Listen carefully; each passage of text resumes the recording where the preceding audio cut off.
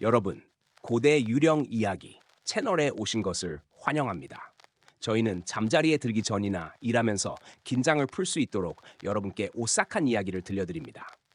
시작하기 전에 이 영상을 몇 시에 시청하고 계신지 알려주세요.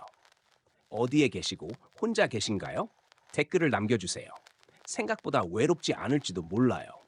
좋아요와 구독을 눌러주시면 계속해서 신비한 이야기들을 전해드리겠습니다. 어린 시절 할머니에게 들었던 옛 이야기가 있다. 밤이 깊어 숲이 검게 잠길 때면 할머니는 언제나 작은 등잔불을 켜고 낮게 속삭이듯 말했다. 해와 달 이야기는 단순한 전설이 아니란다. 우리 집안과도 연이 깊지. 그 말은 늘 지나가는 바람처럼만 들렸지만 28살이 된 지금 나는 그 말의 의미를 너무도 뼈저리게 느끼고 있었다. 나는 서울에서의 생활이 지쳐 잠시 고향 마을에 내려왔다. 강원도 깊숙한 산골, 지도에도 제대로 표시되지 않은 작은 마을이었다. 어린 시절 이곳은 따뜻한 기억들로 가득했지만 막상 다시 돌아와 보니 공기가 어딘가 다르게 느껴졌다. 차갑고 눅눅하고 오래된 무언가가 웅크리고 있는 듯했다. 특히 할머니의 옛집에서 며칠 지내기로 한 그날 밤부터 이상한 일이 시작되었다.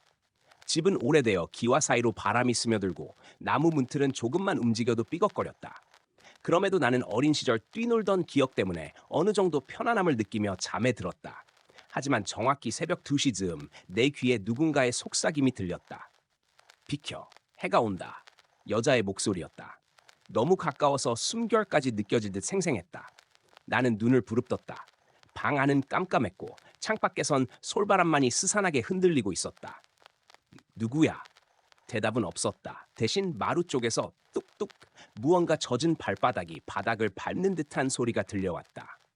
나는 심장이 목구멍까지 차오르는 걸 느끼며 조심스럽게 문을 열어 마루로 나갔다. 집 안은 어둠에 잠겨 있었지만 마루 저쪽 끝에 있는 부엌 문이 아주 조금 열려 있었다. 미세한 틈 사이로 희고 긴 손가락이 느릿하게 문틀을 긁어내리고 있었다. 나는 비명을 지를 뻔했지만 목소리가 나오지 않았다. 그 손가락은 내가 보았다는 걸 감지한 듯 움직임을 멈추더니 아주 천천히 무서울 정도로 느린 속도로 문 뒤쪽으로 사라졌다. 그 직후 문 너머에서 여자의 울음소리가 들렸다. 달이, 달이 오지 않아? 제발? 나는 몸이 얼어붙은 채 몇 분 동안이나 그 자리에 서 있었다. 울음소리가 잦아들자 집은 다시 고요해졌다. 하지만 나는 더 이상 혼자 있다 느끼지 못했다. 다음 날 아침 마을을 둘러보던 중 오래된 정정자를 발견했다. 정자 한편에는 돌무더기로 쌓은 작은 제단이 있었고 그 앞에서 한 노무당이 기도를 올리고 있었다. 그녀는 허리까지 내려오는 흰 머리를 질끈 묶고 낡은 붉은 치마 저고리를 입고 있었다.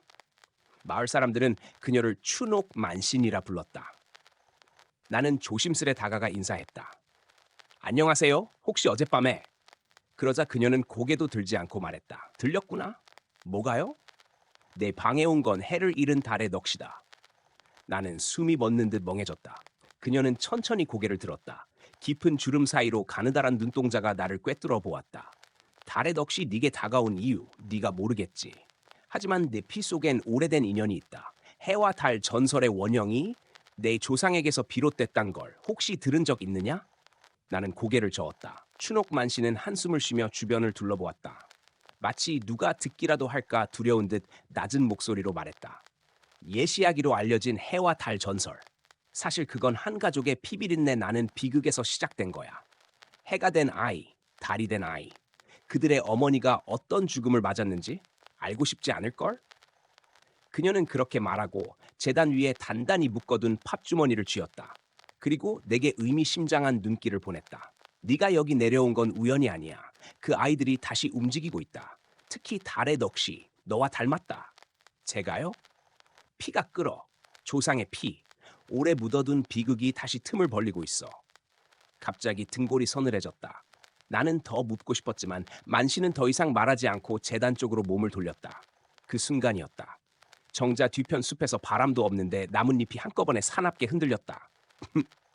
마치 누군가 달려오는 듯한 기세였다. 나는 본능적으로 뒤로 물러섰다. 어둠 같은 그림자가 한순간 스쳐 지나갔다. 그 안에는 아주 희미한 두 눈이 나를 바라보고 있었다.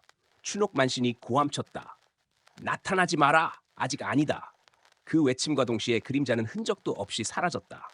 나는 떨리는 목소리로 물었다. 방금 그게 뭐죠?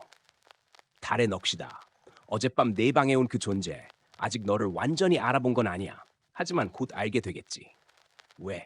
왜 하필 저를? 내 조부가 숨긴 것들 때문이다. 네가 모르는 진실. 내 피가 담고 있는 오래된 원한. 그녀는 한참 말을 잇지 못하더니 낮게 속삭였다. 내 할머니가 죽기 전에 남긴 말을 기억하느냐? 우리 집안과 깊은 연이 있다고 한 말. 나는 그 순간 할머니의 마지막 모습을 떠올렸다. 숨이 가쁘게 끊어지던 그날 할머니는 내 손을 붙잡고 말했다. 달이 돌아오면 안 된다. 절대로. 나는 할머니가 헛것을 본다고만 생각해 대수롭지 않게 넘겼었다. 그런데 지금 모든 조각이 맞아 들어가는 느낌이 들었다. 그리고 나는 더 알고 싶어졌다. 내 조상이 무엇을 숨겼는지, 왜 달의 영혼이 나를 찾아오는지, 전설 뒤에 어떤 진짜 이야기가 묻혀 있는지. 하지만 그 호기심은 되돌릴 수 없는 문을 여는 열쇠가 되어버릴 줄 그때는 몰랐다. 그날 밤 나는 할머니의 집 다락방을 뒤졌다. 먼지가 쌓여 있지만 건드리면 안 될 것 같은 삭막한 기운이 가득했다. 오래된 장롱 안을 뒤지다 보니 바닥 깊숙한 곳에서 작은 나무 상자가 손에 잡혔다. 상자는 오래전 재래에서 쓰던 것 같은 거친 붉은 줄이 감겨 있었고 뚜껑 중앙에는 새겨진 듯한 태양과 달 문양이 있었다. 손끝이 닿는 순간 식은땀이 등줄기를 타고 흘렀다. 마치 상자 안에서 무언가가 미약하게 드러내 속삭이는 것 같았다. 숨을 삼키며 줄을 풀려는 순간 집 전체의 불이 동시에 꺼졌다. 펑! 어둠이 순식간에 나를 집어삼켰다. 그리고 바로 뒤에서 누군가가 귓가에 대고 속삭였다. 달이 널 찾았어? 나는 그대로 얼어붙었다. 그 목소리는 어젯밤의 그것보다 훨씬 가까웠다. 아니, 아예 내 바로 뒤에 있었다. 어둠 속에서 등골을 타고 흐르는 공포가 온몸을 덮쳤다. 나는 숨조차 크게 쉬지 못한 채 천천히 뒤를 돌아보았다. 하지만 뒤에는 아무도 없었다. 그저 텅 빈 어둠만이 흐릿하게 떨리고 있었다. 그러나 방금 내 귓가를 간지리던 목소리는 분명히 살아있는 사람의 온기를 가지고 있었다. 나는 덜덜 떨리는 손으로 다락방의 벽을 더듬어 스위치를 찾아 켰다. 불빛이 켜지자 어둠이 물러났지만 공포는 가라앉지 않았다. 나무 상자는 그대로 바닥에 놓여 있었고 그 위에는 언제 생겼는지 모를 작은 손자국이 선명했다. 아이의 손바닥만한 크기. 하지만 손가락은 비정상적으로 길었다. 이게 뭐지? 나는 상자를 짚어들고 조심스럽게 줄을 풀었다. 뚜껑이 열리는 순간 코 속에 차가운 냄새가 스며들었다. 썩은 나무 냄새, 재물의 피가 마른 듯한 금속 냄새, 그리고 오래된 향의 잔향. 상자 안에는 세 가지 물건이 있었다. 검게탄 옷 조각, 부서진 은비녀 한쪽 붉은 먹으로 적힌 조상들의 기록서. 나는 기록서를 꺼내 펼쳤다. 글씨는 한문과 옛 한글이 뒤섞인 형태였으며 글씨가 떨리는 듯 삐뚤게 쓰여 있었다. 해를 잃은 달은 밤을 떠돌 것이며 달을 잃은 해는 피를 찾아 헤맬 것이다. 우리 집안은 해와 달의 원을 이어받았으니 절대로 피를 섞어서는 안 된다. 그들의 어머니의 죽음이 아직 끝나지 않았으므로 그 아래로 갈수록 글씨가 급하게 휘갈겨져 있었다. 그 여자가 돌아올 것이다. 아이들을 찾으러 우리 집안의 피를 가진 자를 통해 나는 숨을 삼켰다. 그 순간 상자 안의 은비녀가 스스로 흔들렸다.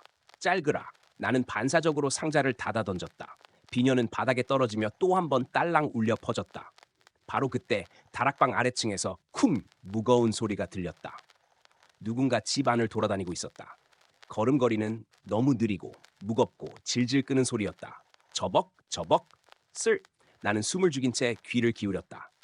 걸음은 거실을 지나 방 하나씩을 확인하듯 문을 두드렸다. 턱 턱. 각 방 문마다 일정한 간격으로 두드림이 반복되었다. 그리고 마침내 다락방 아래, 나 있는 곳 바로 아래에서 멈췄다. 문이 아주 천천히 끽 소리를 내며 열렸다. 나는 온몸에 피가 빠져나가는 느낌을 받았다. 그리고 누군가가 내 이름을 불렀다. 연우야. 할머니의 목소리였다. 하지만 불가능했다. 할머니는 3년 전에 세상을 떠났다. 내려와. 아직 들려주지 못한 이야기가 있단다. 나는 눈을 질끈 감았다. 귀 끝이 절로 떨렸다. 너무 똑같았다.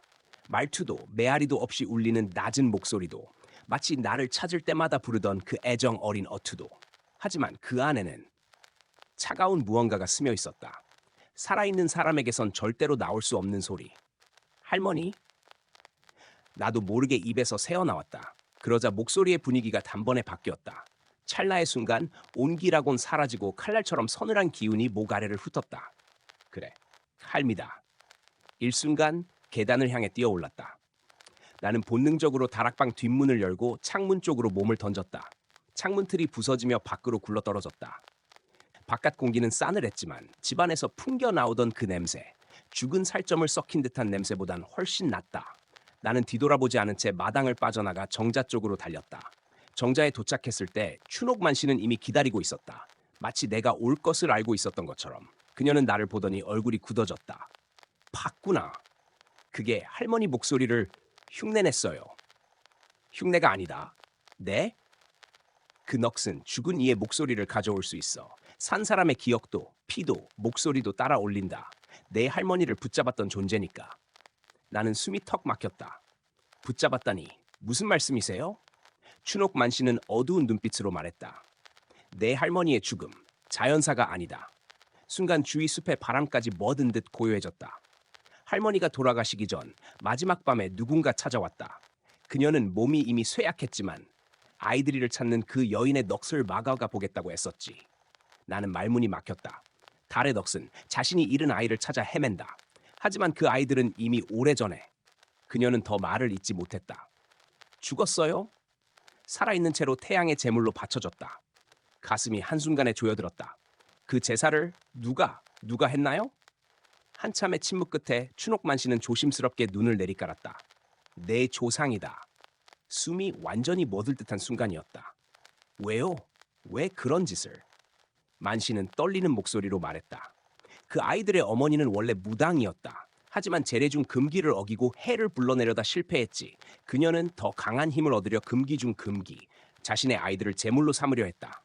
말도 안 돼. 마을 사람들이 막으려 했지만 그녀는 이미 인간이 아니었다.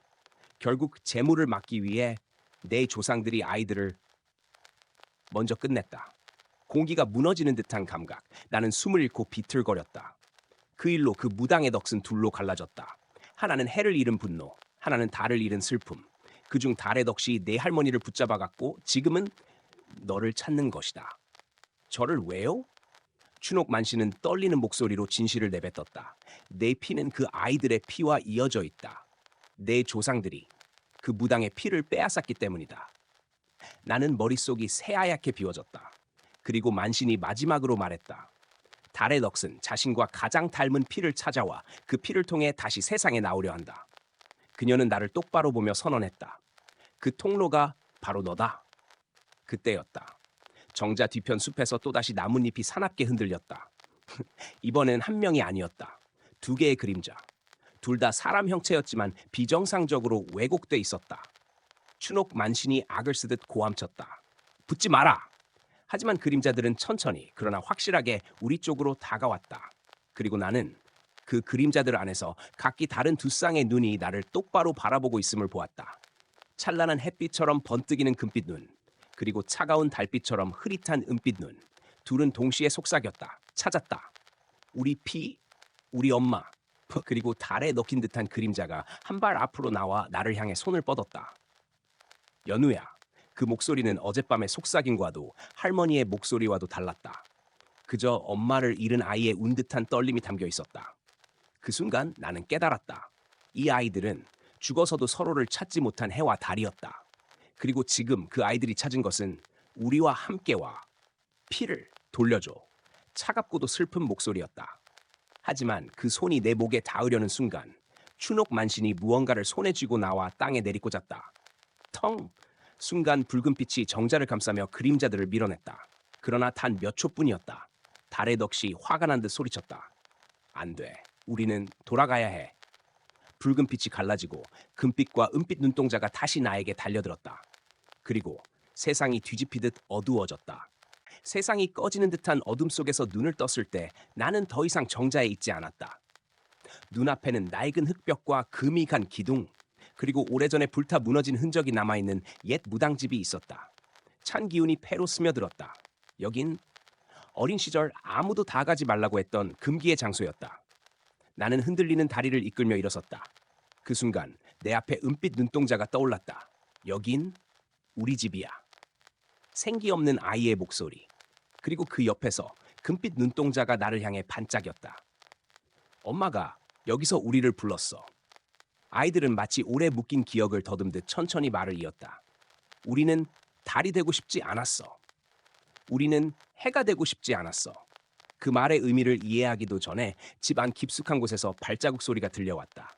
저벅저벅 무언가가 어둠 속에서 걸어 나오고 있었다. 그리고 나는 숨을 삼켰다. 그녀가 나타났다. 가느다란 팔, 축 늘어진 긴 머리, 입가까지 찢어진 미소, 두 눈은 텅 비어 있었고 피로 번진 흰 치마 저고리는 바람도 없는데 천천히 흔들렸다. 달의 너프. 아니, 그 아이들의 어머니였다. 그녀는 땅을 스치는 듯한 걸음으로 다가와 아이들의 어깨 뒤에서 속삭였다. 어서 와라. 내 마지막 피. 나는 뒤로 물러나려 했지만 발목이 붙잡힌 듯 움직이지 않았다. 왜? 나를 찾는 거죠. 나는 떨리는 목소리로 물었다. 그녀는 아주 천천히 고개를 돌려 나를 바라봤다. 그 눈은 이 세상의 것이 아니었다. 내 피 속에 내 피가 섞여 있으니까 심장이 얼어붙었다. 내 조상들은 내 아이들을 죽였을 내 피를 훔쳐갔다. 아이들이 동시에 말했다. 그래서 넌 우리와 닮았어. 우리와 같은 피? 나는 숨을 들이켰다. 그럼 저를 죽이려고? 달의 넋은 미소를 더욱 벌렸다. 아니, 되돌리려는 거다. 그녀는 손을 뻗었다. 손끝에서 푸른 불길이 피어올랐다. 내 피를 되돌리고 너로 통해 해와 달을 다시 만들 것이다. 순간 아이들이 내 옆으로 다가와 속삭였다. 우리랑 같이 가. 그러면 아프지 않아. 엄마가 기다리고 있어. 그 순간 찢기듯 울리는 목소리가 들렸다. 가지 마라! 문 쪽에서 춘옥 만신이 피투성이 얼굴로 뛰어들어왔다. 손에는 붉은 부적이 가득했다. 연우야, 정신 차려. 저 귀신은 내 몸을 그릇으로 삼으려 한다. 달의 넋이 낮게 웃었다. 무당이여, 넌 아직도 방해하러 오는구나. 만신은 흔들리는 몸을 지탱하며 외쳤다. 연우야, 네 안에 든 피가 문제다. 그 피가 저 귀신과 아이들을 연결하는 고리야. 나는 절규하듯 외쳤다. 그럼 어떻게 끊어요? 만신은 손에 쥐고 있던 마지막 붉은 부적을 내게 던졌다. 내가 선택해야 한다. 그 아이들과 이어진 피줄을 스스로 끊어야 한다. 끊으면 저는? 만신의 얼굴이 일그러졌다. 너도 죽는다. 공기가 찢어지는 소리가 났다. 아이들이 동시에 울부짖었다. 안 돼! 우리 피야! 돌려줘! 달의 넋이 팔을 벌리자 주변 공간이 마치 뒤틀리는 듯 흔들렸다. 푸른 불길이 천장까지 치솟았다. 선택해라. 마지막 피여. 나와 함께 어둠으로 돌아가거나 내 존재를 끊어 이 모든 원을 끝내거나. 나는 손에 쥐어진 부적을 바라보았다. 그리고 아이들의 얼굴을 바라보았다. 눈에는 분노도 공포도 없었다. 단지 잃어버린 엄마를 찾는 슬픔뿐이었다. 나는 천천히 입을 열었다. 미안해. 아이들이 동시에 고개를 갸웃했다. 뭐가? 나는 부적을 가슴 위에 올려 두 손으로 꽉 움켜쥐었다. 이 고리를 끝낼게. 순간 부적이 뜨겁게 달아오르며 붉은 빛이 전신을 집어삼켰다. 달의 넋이 비명을 질렀다. 안 돼! 그건 내 피다! 아이들이 울부짖으며 내 쪽으로 뛰어왔다. 가지마! 그럼 우린 또 혼자야! 나는 눈물이 쏟아졌다. 정말 미안해. 붉은 빛이 폭발하듯 퍼졌다. 세상이 뒤집히고 몸이 산산조각 나는 듯한 통증이 밀려왔다. 하지만 희미한 의식 속에서 아이들이 마지막으로 외치는 소리가 들렸다. 엄마? 빛 보여. 그리고 모든 것이 조용해졌다. 눈을 떴을 때 나는 병원 침대에 누워 있었다. 춘옥 만신이 옆에서 앉아 있었다. 팔과 얼굴에는 붕대가 감겨 있었지만 그녀의 눈빛은 살아 있었다. 연우야, 일어났구나. 나는 힘겹게 물었다. 아이들은? 만신은 한참 침묵하다가 입을 열었다. 잠들었다. 아주 오래 평온하게. 나는 눈을 감았다. 가슴이 아렸지만 어딘가 따뜻했다. 달의 넋은 사라졌다. 너와의 고리가 끊겼으니 더 이상 이 세상에 머물 이유가 없지. 나는 조용히 중얼거렸다. 다 다행이네요. 그러자 만신은 이상하게 슬픈 눈으로 나를 바라보았다.